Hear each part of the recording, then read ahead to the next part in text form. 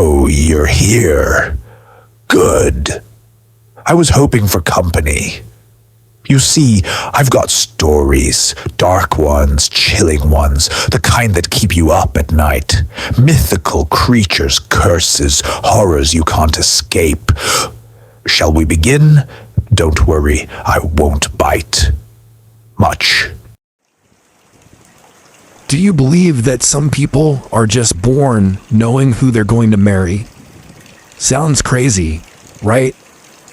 Well, this story might just change your mind. It all started in a quiet part of Takayama City, where a family of 3 lived a pretty normal life. The husband, Niall, ran a construction business. Big guy, loud voice, the kind who sounds like a pile driver when he gets mad. He was known for his short fuse and old-school macho attitude. His wife, Julie, was a homemaker, calm, detail-oriented, the kind of woman who didn't argue, didn't complain, just kept the house running like clockwork. They had a 17-year-old daughter named Kim, beautiful, well-behaved, the kind of girl that made heads turn in school. On the outside, they were the picture of a happy, stable family. One evening, Niall got a phone call. Something had gone wrong at one of his out-of-town sites. He packed up in a hurry, throwing a few things into a bag and getting ready to leave that night. Before heading out, he repeated his usual reminder to Julie. Keep the crossbow by the bed. Be careful at night. This was routine. Niall had studied mechanical engineering and built all sorts of weapons for fun. The crossbow wasn't some toy. It could literally punch a hole through a concrete wall. He'd made it himself, and it was deadly. As always, Julie did exactly as he asked. Before bed, she placed the crossbow on her nightstand and double-checked all the doors and windows like she did every night. Around 1 a.m., a sound woke her up. It wasn't loud, but strange, like someone tapping against the outer wall of the house. Not the wind, not a stray cat, something heavier.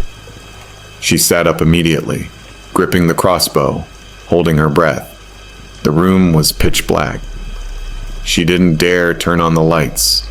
Instead, she tilted her head slightly and focused on the sound, trying to pinpoint its direction. It was coming from upstairs. Her daughter Kim's bedroom was on the second floor. Her heart started pounding. Slowly, silently, she got out of bed.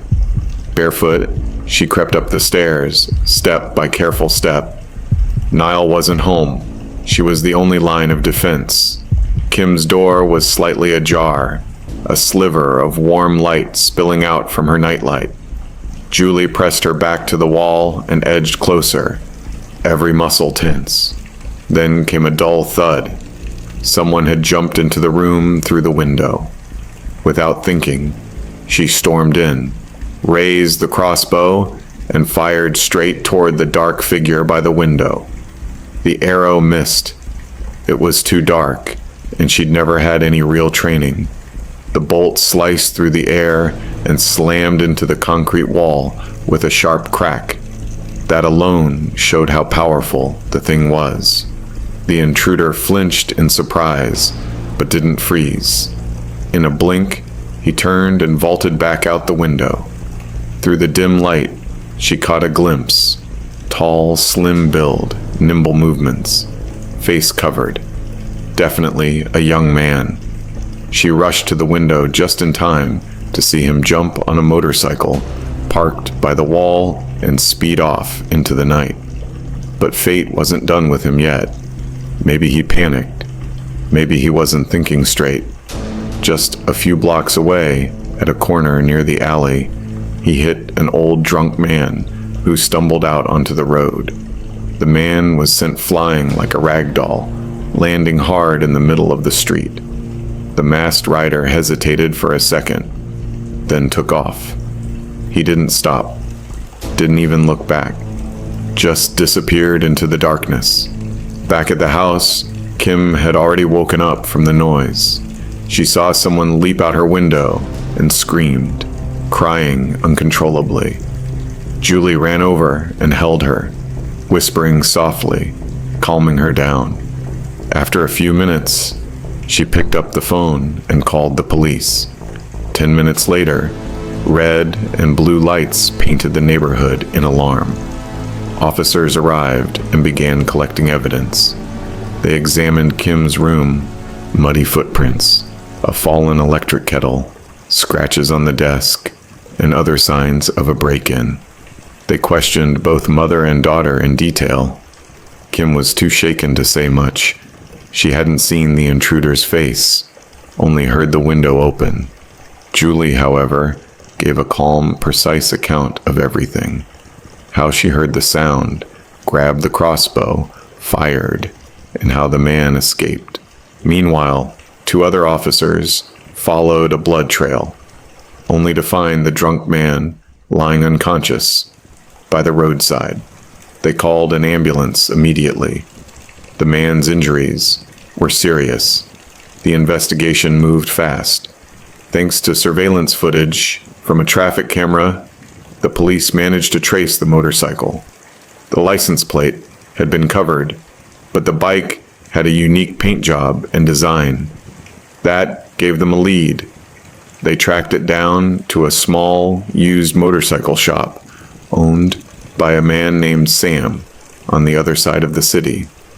When the police came knocking, Sam looked genuinely confused. That night, me and my wife were home asleep. Didn't go anywhere. Turned out he was telling the truth. It was his son, Aaron, who had taken the motorcycle that night.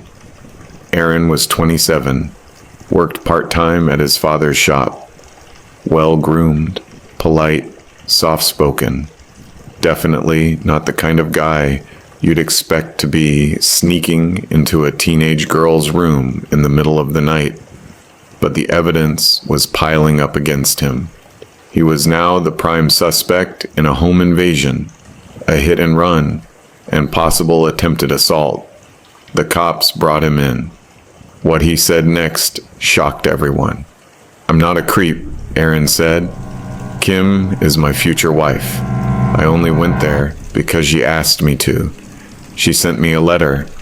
It's in my drawer at home." The police searched his place and sure enough, found the letter. A piece of paper typed with an old-fashioned typewriter. "Hi, Aaron. My dad is out of town tonight. Come to my room at 1 a.m. I'll leave the window open. Kim." They brought it to Kim. The moment she read it, she burst into tears. "I didn't write this. I don't even know him. Why would I send anything like this to a complete stranger?" The police started digging. Had Kim been followed before? She thought about it, then nodded. "Actually, yeah. For the past couple of months, there's been this guy always lurking near school. He never said anything, just kept his distance, but I could feel he was watching me." She told her mom about it. Julie had even gone to the school gates and confronted the guy. Now the police showed her a photo of Aaron. Kim didn't even hesitate. "That's him." The cops were convinced they had their guy. A stalker, clearly obsessed, who sent himself a fake letter, then tried to sneak into a girl's bedroom under the cover of night. But what they didn't realize was that this story had only just begun. That letter, the one Aaron claimed came from Kim, was typed, not handwritten, which meant no handwriting to match, no fingerprints besides Aaron's. But something about it still felt off. One of the detectives, an old-timer with an eye for oddities, pointed out the typeface. "This isn't your regular printer font," he said. "Looks like something from an old-school typewriter, like 1990s vintage." Sure enough, that particular font was from a model no longer in common use. And here's the kicker. Aaron didn't own a typewriter. Not then, Not ever. So how the hell did he get a typed letter, supposedly from a girl who swore she never wrote it? While Aaron sat in the interrogation room, looking calm, too calm, the cops started checking out the people around him. Friends, family, childhood records. Anything that could explain this twisted logic of his, believing he had a destined wife named Kim Lu. His parents were cooperative. They said Aaron had always been a peculiar kid, not loud or antisocial, just very fixed in his thinking. Once he got something in his head, there was no shaking it. One time, he declared he hated cilantro, swore it made him gag. No one could convince him otherwise. It wasn't just food quirks either. When he was in 3rd grade, he told his parents, with complete seriousness, "I already know my future wife's name. Her name is Kim Lu." His parents laughed it off. "Is she in your class?" they asked. Aaron shook his head. "Number not yet, but I'll find her." His mom figured he'd been watching too many dramas. But the weird part? He never let go of that name. Years later, his elementary school graduation yearbook had one strange entry. Under Dream for the Future, he wrote, "To marry Kim Lu." His teacher thought it was hilarious and even shared it at a parent meeting. But it wasn't just a joke. When the police interviewed a couple of Aaron's old childhood friends, guys he hadn't seen in years, they all remembered it clearly. "Yeah, man, he used to talk about Kim Lu all the time, like obsessed. We even made fun of him for it." It wasn't a setup. These friends had no idea what Aaron had gotten himself into recently, but their testimonies all matched. Aaron had believed in this imaginary wife since he was a kid. Not vaguely, not symbolically, specifically. Kim Lu. So what was this? A prophecy? A mental disorder? Some supernatural thread of fate? When asked about it, Aaron simply said, "I was always looking for her. I didn't know where, but I knew I'd find her." A few months ago, he'd spotted Kim outside her high school. He said the moment he saw her, something clicked. "She's the one. I recognized her. I knew it was her." After that, he started hanging around her school. Not stalking, he insisted, just protecting her from a distance. He did this for weeks. Never approached, never spoke, just watched. In the course of searching his room, one detective came across an old photo. It showed Aaron around 7 or 8 years old, sitting on the floor, holding a doll, a girl's doll. On the back, written in a child's shaky handwriting, "My future wife, Kim." This got the detective's attention. He showed the photo to Aaron's parents. "Why was your son so attached to a doll like this?" The parents exchanged looks. Then his mother spoke up. "That doll belonged to a girl named Jenny. We used to live in a walk-up building, tight community, everyone knew everyone. Jenny lived right across from us. She and Aaron were inseparable, from toddlers to kindergarten. They played every day, went to the same daycare. But tragedy struck. Jenny died in a car accident when she was only 7. Aaron was devastated. His parents didn't tell him what had really happened. They just said Jenny had moved away. And the doll, the detective asked. "Somehow it ended up with Aaron," the father said. "Maybe Jenny gave it to him before she passed. Maybe we did. I don't remember exactly. All I know is he clung to that thing like it was a piece of his soul. Aaron named the doll Kim," they said. He talked to it constantly, whispered to it like it was a real person. Even when he got older, he refused to let it go. Later, when the family moved, his parents secretly threw the doll away.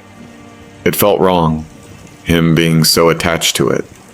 And it just didn't feel right to bring it into a new home. Aaron was inconsolable for weeks. Curious and more than a little disturbed, the police managed to track down Jenny's father, a man named John. He now lived alone in a modest apartment on the city's east side. When shown the photo, he instantly recognized Aaron. "That's him. He was always at our place, playing with Jenny. She adored him." He still got emotional at the mention of her name. The detective gently asked about the doll. John hesitated, then nodded. "After Jenny died, I didn't have the heart to tell Aaron. He was just a kid, so I told him Jenny moved to live with her grandparents. He didn't question it. And the doll? I gave Kim to him, told him Jenny wanted him to have it." "What was the doll's name?" John sighed. "It's Kim." The room went quiet. "Who named her Kim?" the detective asked. "Jenny did." "Why?" John paused. Then reluctantly, he began to explain.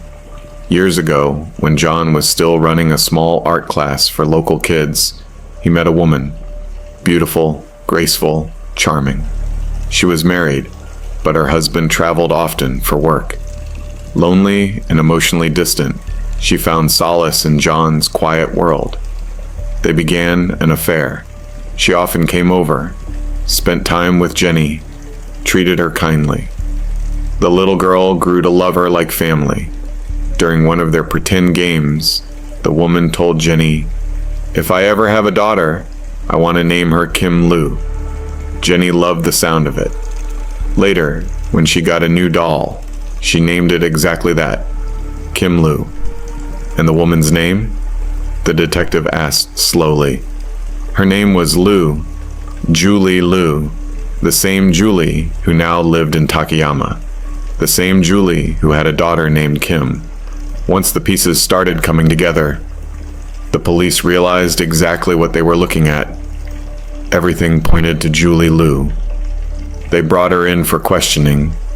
She wasn't a professional criminal. Under pressure, she cracked quickly. Her statements were full of holes, and before long, she let it all spill. The real turning point, she said, had been that one day at the school gate. Kim had told her she'd been followed by a strange man for days, someone who always appeared after school and walked behind her, never speaking, just lingering. Julie, deeply disturbed, decided to confront the man herself. She went to Kim's school and waited outside. When the bell rang and students started pouring out, she saw him, tall, pale, wearing a blue-gray jacket. He trailed Kim slowly, eyes fixed on her back. Without hesitation, Julie stormed up to him. "Why are you following my daughter?" she snapped. "What the hell do you want?" The man blinked, looked up at her, and smiled.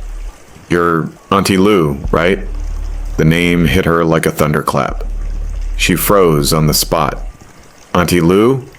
You don't remember me?" he said, stepping closer. "I used to play at Jenny's house all the time. It's me, Aaron." Now that he mentioned it, she could see it. The face had grown older, but the eyes, they were the same boy's eyes she used to see laughing in the living room, chasing Jenny around with a toy truck. Her breath caught in her throat, but she forced her face back to blank. "You've got the wrong person," she said coldly. "I don't know any Jenny, and if you don't stop following my daughter, I'll go straight to the police." Aaron blinked again, confused. She didn't wait for him to speak again. She grabbed Kim's arm and walked off quickly, not daring to look back. But inside, she was panicking, because in that moment, she knew. Aaron remembered her, and if he remembered her, there was a real risk he might remember everything. Not just Jenny, but John, the affair, the time she used to spend in that apartment painting with the little girl and whispering things she thought would never leave that room. And most terrifying of all, Kim. If Aaron ever got close to Kim, if he started talking, if If he told her anything, it would all unravel. The family, the secret, her reputation, her marriage, her entire life. She couldn't let that happen. She tried to calm herself down. Maybe Aaron didn't know that Kim was her daughter. Maybe he wouldn't make the connection. She couldn't take that chance. Not when Kim was 17, smart, emotional, at that age where everything hits twice as hard. If she found out that Julie had an affair, that she might be the product of it, it could destroy her. It could destroy everything. And what about Niall? If he found out? There was only one solution. Aaron had to disappear. That was when she started to plan the murder. She decided to use Aaron's obsession against him. She knew he was still following Kim. She knew he believed in fate, in destiny, in love that stretched across time. If Aaron ever got close to Kim, if he started talking, if he told her anything, it would all unravel. The family, the secret, her reputation, her marriage, her entire life. She couldn't let that happen. She tried to calm herself down. Maybe Aaron didn't know that Kim was her daughter. Maybe he wouldn't make the connection. She couldn't take that chance. Not when Kim was 17, smart, emotional, at that age where everything hits twice as hard. If she found out that Julie had an affair, that she might be the product of it, it could destroy her. It could destroy everything. And what about Niall? If he found out? There was only one solution. Aaron had to disappear. That was when she started to plan the murder. She decided to use Aaron's obsession against him. She knew he was still following Kim. She knew he believed in fate, in destiny, in love that stretched across time. So she typed up a letter using her old typewriter, the same one from her youth that she had never gotten rid of. She forged Kim's voice carefully, making it sound like a secret teenage crush, a late-night invitation. Aaron, my dad's out of town tonight. Come to my room at 1 a.m. I'll leave the window open. Kim. She placed it in his orbit like bait. And sure enough, he took it. Her plan was simple. He would come through Kim's window, just like the note said. Julie would be waiting in the dark, crossbow in hand. She'd hear a noise, go upstairs, see a masked man in her daughter's room, and shoot, self-defense, open and shut. I wasn't trying to commit a crime, she told the police later. I just wanted to protect my daughter, my life, everything I built. The detectives asked, flat out, "You were going to kill him just to hide an affair from nearly 2 decades ago?" Julie lowered her eyes. "It wasn't just the affair," she said. "Back then, I found out I was pregnant. I didn't know if the baby was John's or my husband's. But that kind of scandal, in those days, if it got out, I was finished. You needed paperwork, proof, family consent to get an abortion back then. It wasn't like today. So she ended the relationship. She walked away from John without a word and back to Niall like nothing had happened. She named her daughter Kim, just like she joked with Jenny. And for 17 years, she kept the secret buried until Aaron showed up. Until the past came back with a name, a face, and a memory that wouldn't fade. The police filed charges: attempted murder, fabrication of evidence, reckless endangerment. Aaron, for his part, was sentenced for unlawful trespassing and hit and run. But because Julie had orchestrated the entire thing, and Aaron had no prior criminal record, the court gave him a reduced sentence with probation. The court also ordered a psychiatric evaluation. The results? Aaron wasn't mentally ill, but he was emotionally fixated, obsessed with a memory that had filled the hole left behind when Jenny died, and the doll named Kim vanished. He'd created a fantasy so powerful that when he found someone named Kim Lu, he couldn't let go. The irony? She really was connected to his past. He just never knew how close he'd come to dying for it. And Kim, she never found out the full truth. But something inside her shifted after the incident. She stopped talking to boys, stopped answering questions. The girl who once lit up a room with her smile became quiet, guarded. When asked about Aaron, she said only one thing: I don't want to meet anyone who says they love me ever again. And really, who could blame her? Because sometimes fate isn't kind. Sometimes fate is a loaded weapon, held in the hands of someone who swore they'd protect you.